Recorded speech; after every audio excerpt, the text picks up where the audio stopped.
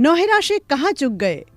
एक बात जो मुझे समझ में नहीं आती वो ये कि एक सफल महिला के अविश्वसनीय रूप से राजनीति में आने पर लोगों को समस्या क्यों होती है। वह वोटर्स को वोट देने के लिए मजबूर नहीं कर रही थी, ना ही बूथ कैप्चरिंग और ना तो वोट खरीदने के लिए पैसे दे रही थी। नहीं, उसने ऐसा कुछ नहीं किया।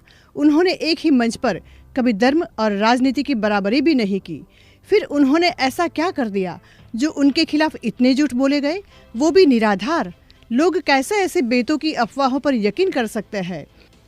अगर उन्हें अपने निवेशकों को धोखा ही देना होता तो वो कानून के दायरे में आए बिना अपने प्राइवेट जेट में बैठ के देश छोड़ के कहीं और चली गई होती।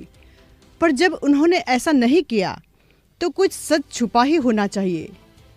वहां तक कि उसने अपनी संपत्ति का कुछ हिस्सा एक ही जगह पर बेच दिया।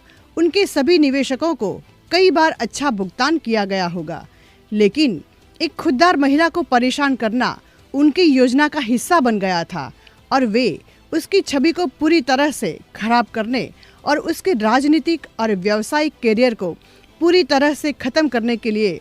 लेकिन अन्य बातों के विपरीत इस बार उनका मजाक उड़ाया गया।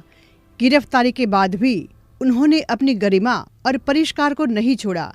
उसके बजाय न्यायतंत्र पे अपने विश्वास को जीवित रखा।